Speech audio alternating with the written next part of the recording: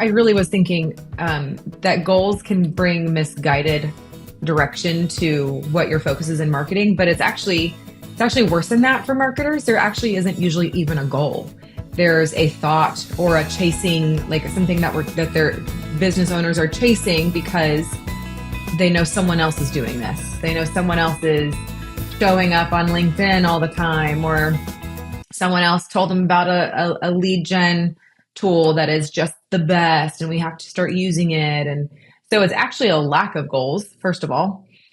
That becomes a huge headache for marketers. And then it just becomes, kind of just a meaningless chase from there. And it's what's the next flashy thing, the next silver bullet, felt request, whatever you call it. That I think becomes the headache of all marketers, or could become the headache of all marketers. Yeah. Well, I think what we see on the client side of things is that the client comes to us knowing that they want a particular marketing tactic. That they're saying, okay, we've got all of these other things in place. Typically, they've pieced together, if they don't have a marketing department internally, they've pieced together different things that have worked, and they know, to your point, like, okay, we need to be doing email marketing. We're not doing that right now. So let me go and find an agency who can do email marketing for us. And that's where we tend to enter the picture then with the client, and why goals is so important, because the client's telling us what they know they need, but whereas an executive level marketer, and what we bring to the table in our training experience is to say, okay, let's take a step back and find out what your end goal is and where you're trying to get, so that we can then piece together the right strategy for you to accomplish that. Email marketing may very well be that thing, but it could be that their investment is even better spent in areas that support that, or are broader than that, or what have you. And that's why we start with that question of, okay, what are your goals? That's the first method to the madness, if you will, in making wise decisions, right? I mean, we've been through, in our 13, 14, 25, I always mess up on how many years we've been around. Atlas Rose, as long as Atlas Rose has been around, we've been through every iteration of this, because you have to try a lot of different things out in order to figure out what's the truth, what's the right way to begin a relationship, what's the right way to handle clients, especially in small business. There's a lot of discovery in that. And so, I'll never forget, it was 5-6 years ago, Monica, when we realized, or maybe anyway, so when we realized we were forcing everybody into a cookie cutter way, right? Is this where you were getting ready to go? Yeah. Yeah. And so it's brings me pain to think about. I know. So I think what our lesson was, and then marketers, I'd love for you to hear this, is consultants come in and they've got a bag of tricks, and then they say, they'll implement a couple of tricks up their sleeve, and then they'll say, good luck with that, right? And I don't think any of us really, any good fractional marketers, fractional CMO out there, I don't think that anybody really wants to be a consultant. I kind of view consultant as being a bad word. Now, there's great consultants out there, and I get, at the end of the day, a fractional CMO is just a consultant, so it's kind of semantics. But the point is that there's something different that we all want to be. We all want to be different. But what we've gone down the path of is, you need a fractional CMO, you need a marketing manager, you need all these tools and MarTech in place, you need a 12-month strategy in place, we need brand standards in place, and all these things that we needed in place. And we were so convinced of it that everybody needed to go through the exact same thing every single time. Well, then we had a hard time selling that, and sure, we sold some because that's right for some, but it's not right for many. Everyone comes in, so going back to what you just said, Randy Beth, everyone comes in with a broken arm of some kind, right? And one of our mentors came to us and said, hey, have you ever thought about just fixing the broken arm and then getting to the rest of it? And I was like, that feels so stupid. What? Why didn't we think of that? No, they need a head CT and they need a full body scan and they need like right away. That was like, that's the equivalent of what we were doing. It was, Yeah. and that's exactly it. And so, well, I fully believe that we need to come that every business deserves these few things, right? That every business deserves a 12-month roadmap so that we can move through the year strategically. And there's no way that we could possibly know before we get into a client what needs to be done. I believe that wholeheartedly. There's the other side of it, and that is small business are real businesses that are just trying to survive and make payroll, and that they're freaking brilliant as it is, smarter than we are at their business, right? And so who are we to impose exactly what needs to be done? And so what we've had to do, our goal all along is to create a methodology that works for everybody. But the methodology can't be strict 1, 2, 3, 4, 5, right? Right. It needs to be this more of a web, of a fluid type of scenario where, but that every starting point has a reason and a flow into the next things, right? And so that's where we've come from and where we're at today. Here's the beauty, though, of the tension that is in the broken arm analogy. So if we have just a methodology, if we said this is just what you need to do and this will fix all the problems, we do need to believe and understand that business owners know their business better than anyone else, right? That's the truth. But our job, the methodology being wrapped in strong and foundational leadership is so important, because if a doctor just took your word for it, doctor, I looked it up, I've got this problem, you need to diagnose me right away. It's like he's not doing his job if he doesn't ask the questions. So sometimes it can feel redundant or feel unnecessary to say, okay, business owner, tell me why you want email marketing. You tell me that's what you need, but tell me why. Well, because I'm getting emails from all my competitors and they're all doing this. I need to be doing this too. Okay, well, tell me if that's successful for them. And then you go just down that path of leading them to what the solution is, what the real broken arm is. And maybe it's not the full body scan and the holistic way we want to go right out the bat, but it is, you're still leading them. You're asking the right questions. And I think that's a great tension to have in both being, working through a methodology, but knowing how to lead with the mindset of, I guess, just understanding business, understanding what small business owners are going through, understanding what's at stake, and knowing that there's a sweet tension to that. So I think, for one, the broken arm analogy is perfect, because sometimes you do need to just start there, but make sure it's really a broken arm. It's kind of the first is the leadership aspect that comes into place. You said something key there. It's about questions. That's what a good doctor should be asking you, questions to properly diagnose you. And I think you could boil our methodology down to a series of questions that are asked at the right time in order for us to extract from that wise, brilliant business owner the keys that we need to understand about their business in order to then apply what the best marketing strategy is to help them reach the goals that they're looking for. And that's so I think we fail our clients if we don't come in and aren't curious enough and don't ask the right questions. And even take their word for what it is that they're wanting. That I get myself into trouble when I'm just trying to please my client. And these are people that are already bought into us, and they're bought into the methodology, and they're bought into my leadership, and they trust it, and they're taking my advice. And but they tell me they need something, and I'm like, I need to please you, so I'm going to do that instead of pausing and asking the right questions. So, but here's the reason why we do it. I think here's the reason why we do it, because we all come from something, right? We all of our careers progressed from an area. Some of us came up through content. Some of us came up through creative. Some of us came through SEO or whatever, right? So we've all come up through different bents. We all have different experiences and different things. And so what we have to guard ourselves against is just being that one trick pony. I know we talk about that a lot, but we have to make sure that that our strategies and our guidance isn't just leading them down the path of what we're an expert in, because that's not good strategy. That's not a good way to lead a small business. That's not a CMO. That's a tactician.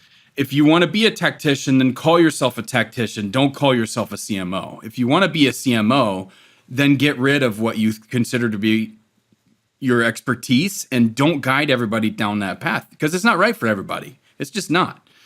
And so that's the reason why we go down that path. And I think that's the reason why a methodology is so crucial and valuable for us as marketers, as CMOs, as fractional leaders, is because we've got something to lean back on. Again, we all, let's just say I'm a content guy. I came up through the content vein. I've got tons of content experience, and that's great. Content's king, right? Of course, but there's a lot of other things. What about customer experience? What about building a great funnel? What about digital footprints? What about product mapping and pricing strategies? What about all these other key strategic areas, KSAs we call them? What about all those other things? If there's no methodology that I'm following that's beyond my experience, then I'm not really able to be a CMO. I'm only ever able to be a content expert that calls myself a leader, right? That marches people down that path. So that's a danger that I think we get into in our industry as fractional CMOs. I see it all the time of not being well-rounded, and I think that's why. So, Brandon, I have a question for you, because a little bit of history of Atlas Rose.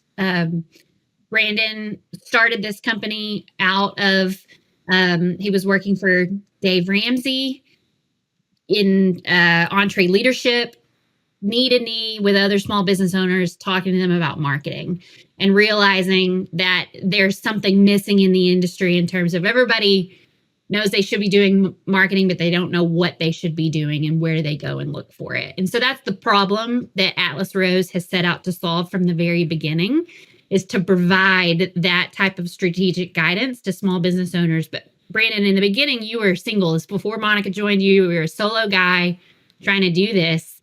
And the Atlas Rose methodology was formed out of this journey. So you were not a tactical expert in all areas of marketing. So how did you find the support? So I'm thinking about the solo CMO out there who is trying to do this and doesn't want to be a one-trick pony, wants to provide well-rounded guidance and advice, everything that you just said. How do you build that support around you and not fake it till you make it, or just really try to become an expert in all things? How can you do that the right way to ultimately serve your customers well, which is what you want to do? How did that journey happen for you? I think in a few different ways. One, I surrounded myself with experts. Right. I recognized where my weaknesses were, and I surrounded myself, and I learned as much as I could, at least at a high level, a strategic level. Like I recognized where my value was early on. And my value is not knowing all the nitty-gritty details on how to do something, but understanding how it needs to be strategically employed. Right. And so I started off, it was just me. And then I quickly realized I don't want to do project management. And so I brought on I'm also not good at it. That's why Monica laughs so hard. And so I quickly brought on project managers, marketing managers. And then I went to work. I think I spent probably a year and a half of like not even bringing on a bunch of clients, but really focusing in on this network of, we call them service providers. And these are experts at their particular field. So any agency that I talked to that was like, oh yeah, Brandon, I build websites, I do video, I manage people's social media, and we're experts at this and that, I cut them out. I wasn't interested in them. The only people I was looking for are people that come to me and say, Brandon, I don't care. I don't give a shit about any of that other stuff. All I know is all you need to do is SEO. SEO is where it's at. Or video is going to change your client's life. Sure, do your other stuff, but this is what's going to be it. I wanted people that were experts and completely convinced of their craft. Sold out for it. Sold. Thank you. Sold out exactly. And so we built. I mean, I think we had. I don't know, Monica. Do you remember 100, 150 of these kinds of service providers? 150 plus. Yeah, of these service providers of just absolute experts. And by doing projects with them and consulting with them and sharing my strategies with them and understanding, that's one way. So just understand that's one way. And that persists into today. We've got that same, not the same service providers, but that same concept. I think another path that ended up taking that you took that really helped build out where we are now in terms of having a methodology to follow was exposing yourself to hundreds of businesses of different industries and size and style and the way they operate, because that allowed us to experience the problems at their root, in their root form. And that it really brought you to a place where you could not pull up the same card every time. It was a totally different industry. It was a totally different problem. And so it really challenged that mentality of, okay, how do I look at KSA's broad spectrum and evaluate which of these can I really turn the knob of and to help really get us to the next place that we need to be from a marketing standpoint, from a business standpoint. And it was never the same combination. Like if you're thinking about a hand of cards, like it was never the same hand.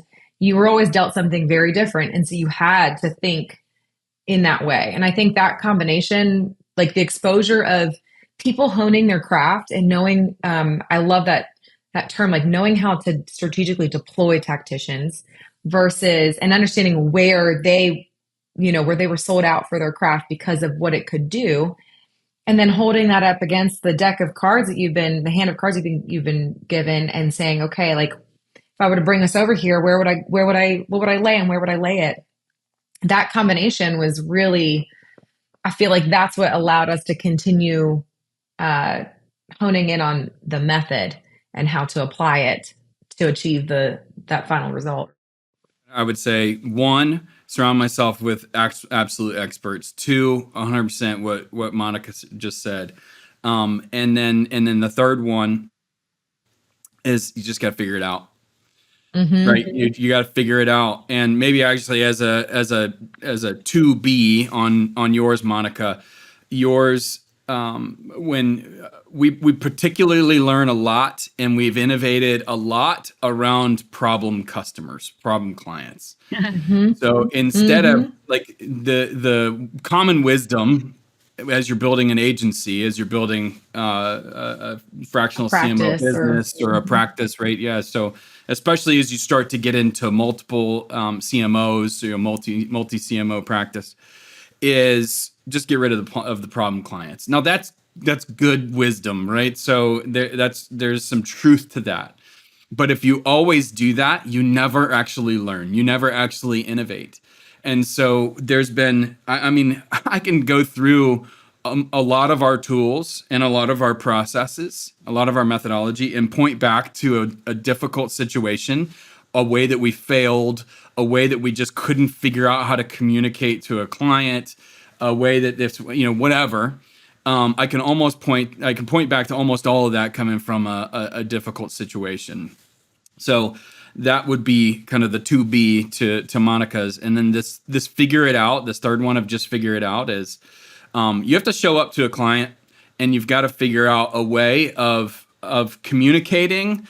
And then this is one that's often forgotten is entertaining. So educating and entertaining, right? Yeah. At the end of the day, we actually are entertainers at the same time. And we don't think about it like that. We just want to be really smart people and have our clients get out of our way so that we can go and lead their marketing efforts. And that's not the right way to think of it. There is an element of entertainment to this. And so there's this mix of 1, 2, and 3 that we just went through that creates that has created for us tools. So we've got 40 something tools at this point, and these are all tools that you pull off the shelf. They're big tools, like a 12-month strategy template that you can use, or smaller ones on how to run a persona exercise or a key differentiator exercise. And so there's all of these tools that come out of the friction of experience, figuring it out, and trying to communicate, educate, and entertain all at the same time. And then the last thing I'll say, and maybe this is a nugget that everyone can grab onto, is fix it once. Like create something that you can use over and over and over again instead of fixing a problem once. Fix it. Did I say fix it once? To fix it, yeah. I meant I did mean that. Fix it once. Fixing it over and over, yeah. Yeah. You get it. Fix it over and over and over. Never solve that problem. Don't solve the problem. just fix it once. And so when over and over. Exactly. Yeah. So so that's the reason for a tool, right? That's the reason why a tool is so great. That's the reason why having a big library of Atlas Rose tools that you can pull off the shelf and employ in all these different situations is so beautiful, because we've already figured it out. We've used it 100 times or more, and you get to employ that. Well, that all came out of just the desire to fix it once, right? To have something that we can use time and time again. On your point 3, that one of the biggest skill sets that a marketer must possess, and they don't tell you this in college, is the ability to sell your ideas. Whether you're internal and you're a marketing director for a company, or you're like us and you're serving that role and you've got many clients, you have to not only be able to come in and say, hey, this is what you should do, but you also have to be able to explain the why and educate around it and coach around it. And not everybody possesses that skill, and it's really important. Otherwise, you're going to be experiencing friction all the time within your clients. And I have experienced that myself. I think all of you have as well. And that's where the tools and everything that you're talking about, being in multiple industries, doing this over and over again, encountering a problem that we have already fixed, so that we can come in and we can say confidently, this is why. Here's the tool to help us arrive at this subjectively or objectively and not subjectively. Because that's almost everything in marketing can be subjective. And yet these tools really help you take the subjectivity out of it so that you can be objective about the decision and put that into motion. And that's what speaks to a small business owner. That's what they need. They don't need the BS. They don't need for you to constantly say over and over again, like, I promise this works, you're going to experience an ROI on it. And then they don't actually get to see the clean results, because now we have tools that can back that up and help us make better decisions. And that's why you need a methodology and not just your best idea that you had today. I'm going to unsell you what you just sold. Okay. I don't care if you, I'm just going to say, I don't care if you use our tools, our methodology or not. You just have to use a methodology. Something, and right? I would say, and I would challenge each and every marketer out there that if you don't have these kind of 3 mindsets that we just talked about, if you're not creating, if you're not solving, problems once and for all, if you're not creating your own tools or adopting somebody else's tools, then I'm going to ask you if you're really being a CMO, right? Or if you're being a consultant, or if you're being a tactician, or what are you being, right? And I think that our clients deserve more than that. So don't, whether you use ours or somebody else's or create your own, I don't care. You just have to come up with that. It has to be the basis. I want to go back to the point you made around the entertainment factor, because it's so interesting. And I think just to bring more clarity to that, because a lot of people could take that as more tricks. And it's not, it's not to just be super influential and make them buy into something they don't believe in. But if you think about, your worst class in high school, college, whatever it may be, and then your favorite and the best, it all came down to the teacher, right? It came down to, what you're learning. But I mean, I was not big on one, going to class, two, being in there for a long time. And so when I had someone who could make what we were learning extremely interesting and really sell me on why I needed to learn about, I don't know, geology. It was like, why I don't even know why I'm taking this class, but I was there. And you know what? It was interesting. I can't tell you anything that I learned at that time, but it was interesting because the professor made it that way, right? It was like they were sold out for it. And that's the whole point of tacticians that are sold out for their craft. Even marketing generalists that are sold out for doing it the right way. It is your job to convince them to learn, because if they don't learn and educate themselves along the way, then it doesn't matter, what approval they give over what, and this is the budget, and I don't care what direction you take it. Like, it doesn't matter unless they're being educated throughout the process of, this is why we're going this route. This is why you're part of this strategic building. This is why, this is why we're doing it. Otherwise, they're just another resource that's just putting a list in front of them and saying approve, and going through the effort of asking them to know and trying to make it sticky is because it matters for the continued integration of marketing within the business, and not just marketing and the business happening side by side. And so that entertainment factor is important from that standpoint.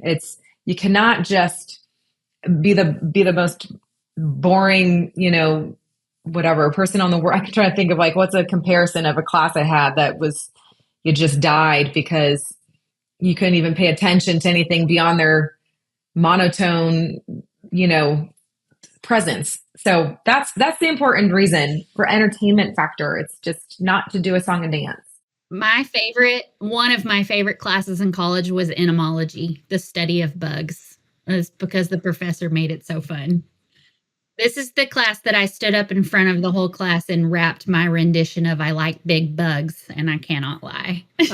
Are you saying you're going to end today's podcast with I like big bugs and I cannot lie? Maybe if you tune in next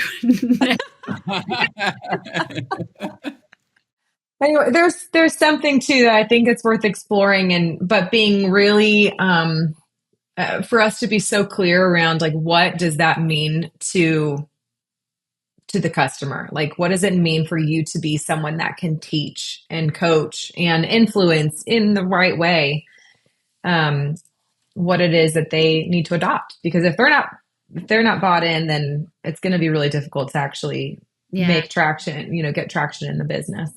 I'd like to make that another subject for another show. Yeah. How you show up. How you show up. I think that's so important. I've learned so many lessons, and a lot of those lessons are good stories on that, actually. Exactly. or from good stories that'd be fun to share, or not fun because they're painful. Oh gosh, yeah. How to show up. And we've done it a lot of ways. Well, and especially in the fractional space. That was my last point I forgot, was sometimes you have the great, pleasure of getting to work with your customers face to face. That's just, honestly, that's so special when you get to really be in the room with them on a regular basis. But when you're not, and there's so many of us fractional, remote workers now, that it makes it even more challenging to be. You just let your natural presence be the thing that can help influence. Like it takes another step above. And so that's something we'll talk about. I think it just applies specifically to the fractional, or it's even more challenging to the fractional practitioners. What's your summary thought of our conversation today? My learning was... Oh, go ahead. Don't just... Fix it once, twice. Fix it once. Fix it more than once. Essentially, my favorite, what do they say? Measure once, cut twice. It's essentially what it'd be if you said it the backwards way. Yeah. Measure twice, cut once. I think for me, anytime we talk about just methodology, I'm just really thankful that we get to live within having a methodology, like it's, as we're all serving, we all serve clients, in case anybody's wondering, we all have clients. And our other CMOs are obviously they're serving clients, but we have a common language. We've got a common methodology. We've got a common framework for doing all this. And I'm just really thankful of that, because without that, man, you just have to figure it out every day, or we wouldn't be serving our clients well. And so I think for me, I just get all jazzed up about just being able to work with a group of folks like you all, under a common language, a common way. It's awesome. I feel the same way. I was that solo CMO person before I joined Atlas Rose. Just I had to figure it out. That piece that you said was number 3. You just have to figure it out. But it's exhausting. And then there is a lot of this feeling of like, okay, I know you need this. I'm going to figure out how to do it well. But when you meet like-minded people who have been doing it a lot longer and have that common language and the way to attack something, like I said, more objectively than subjectively, it makes it fun. It makes it fun. It makes you feel like you're contributing something to the world. All right. All right. Next time.